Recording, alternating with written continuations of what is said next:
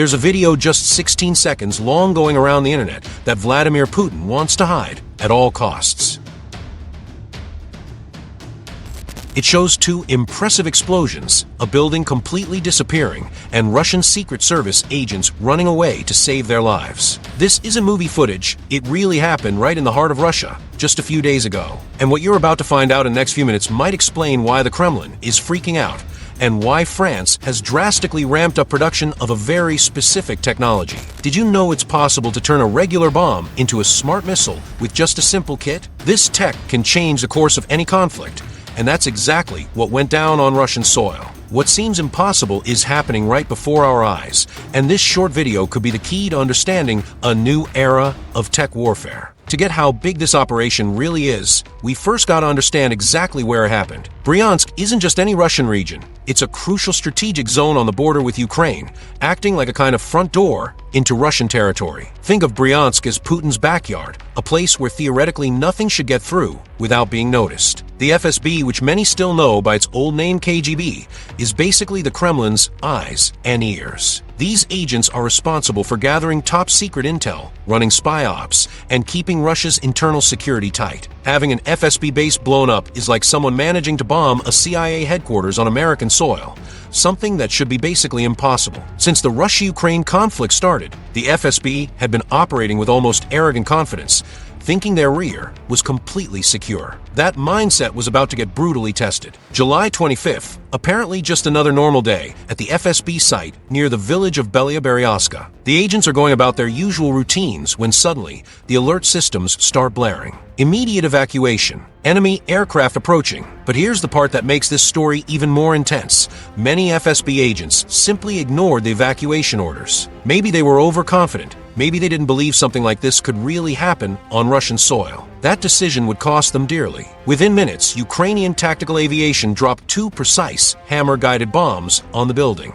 The first hit strategically struck the corner of the building, causing massive structural damage. Before anyone could react properly, the second projectile confirmed total destruction, turning the facility into a cloud of debris, flames, and smoke. The craziest part? It was all caught on video. A 16-second clip, shared by the Sonishnik channel on Telegram, shows with surgical precision the exact moment each bomb hits its target. This isn't just destruction, it's military precision at its purest. But this was possible thanks to the tech used in the bombs, the Hammer system, officially called Armament Air Sol Modulaire, a real revolution in modern military tech. Imagine taking a conventional bomb, like the ones used decades ago, and turning it into a smart missile. That's exactly what the Hammer kit does. It's like an electronic brain you attach to traditional bombs, turning them into guided munitions with millimeter precision. The system works in three main versions, each more advanced than the last. The SBU-38 version uses GPS combined with an inertial system,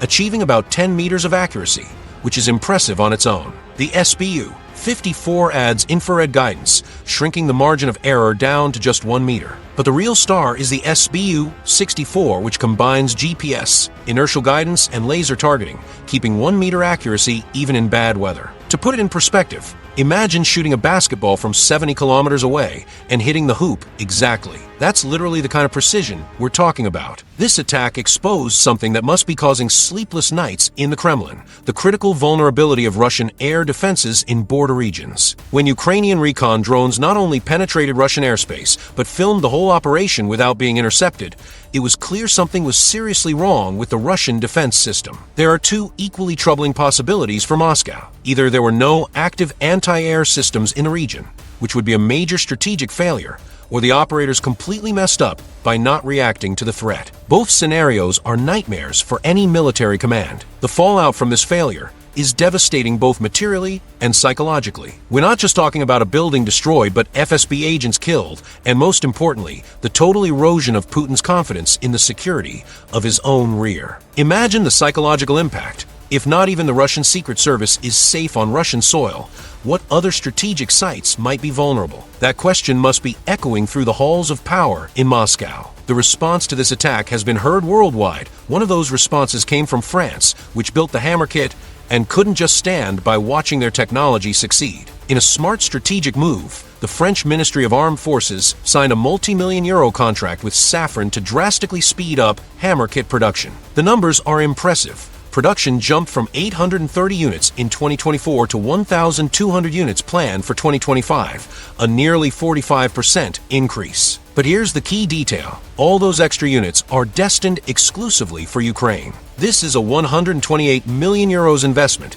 not just military support, but a vote of confidence in the proven effectiveness of this tech in real combat. France is basically saying, our tech works, and we're making sure Ukraine gets enough to keep operations like this going. The Bryansk strike wasn't a one-off lucky shot. It's actually part of a series of impressive successful ops using the same hammer tech, showing that we're seeing a fundamental shift in Ukraine's military capabilities. In April 2025, hammer bombs hit Russian positions in Zaporizhia Oblast with surgical precision. These weren't random attacks. They were carefully planned operations that destroyed troop meetings and artillery units in the villages of Mern. Imagine the intelligence needed to know exactly when and where those meetings would happen. The campaign went on with strikes on ammo depots in Zarabianki, where secondary explosions confirmed the targets were truly strategic. In Kursk, Bakhmut, and Gaivo, the same system was used to take down command centers and drone operators, always with the same pinpoint accuracy. What makes this even more impressive is the consistency. This isn't about a few random wins. It's a systematic campaign showing total mastery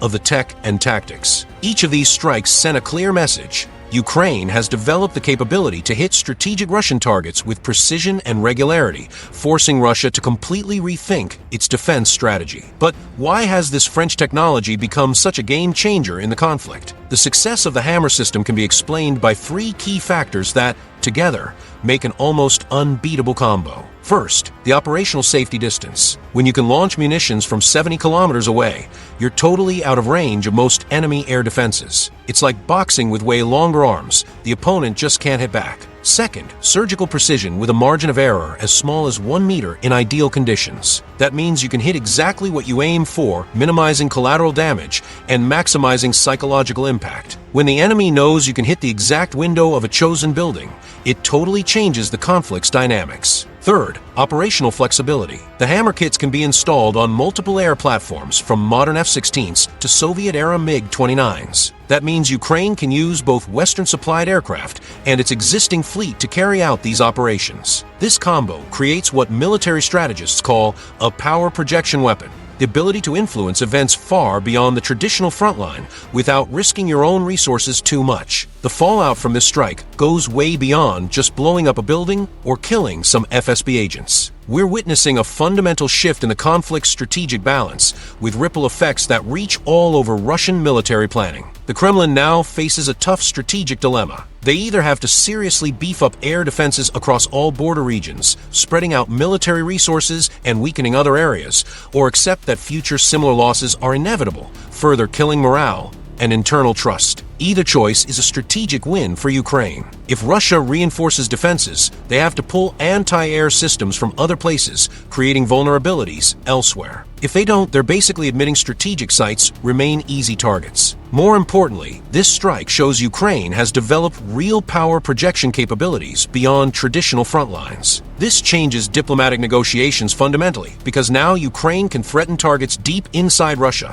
forcing Moscow to consider much higher costs of keeping the conflict going. While explosions echoed in Bryansk, meeting rooms in Western capitals were paying close attention. The success of this operation sends a strong signal to all countries backing Ukraine, showing that investing in advanced military tech really makes a difference on the battlefield. For France specifically, this success is an international endorsement of its defense industry. When French tech breaks through Russian defenses and hits strategic targets with precision, other potential international buyers take notice. It's top-tier military marketing. The U.S., which also supplies advanced weapons to Ukraine, watches with interest to see how Western tech performs against Russian defenses. This intel is valuable for future decisions on what kinds of weapons to provide and how best to use them. For NATO as a whole, operations like this prove that investments in precision and tech can overcome numerical disadvantages. It's an important strategic lesson for the alliance's future military doctrines. On the Russian side, international pressure is mounting.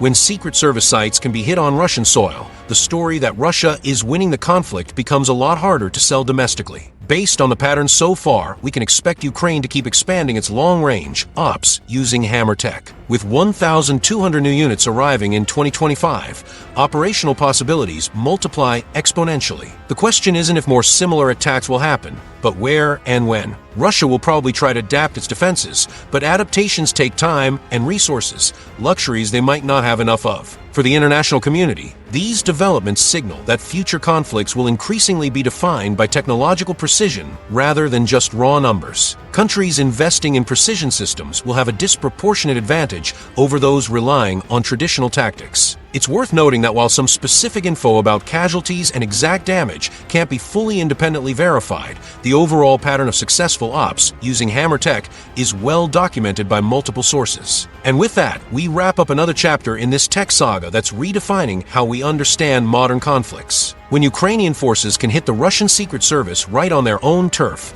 using French precision tech, we're seeing a fundamental shift in the rules of the game. This isn't just a story about explosions and destruction. It's about how innovation, precision, and strategy can beat traditional numerical advantages. It's about how the courage of Ukrainian pilots, combined with cutting-edge French tech, can shake the foundations of Russian military confidence. If you want to keep following how tech is changing conflicts around the world, subscribe to the channel, turn on notifications, and share this video. Because one thing's for sure, this story is still being written, and you won't want to miss the next chapters.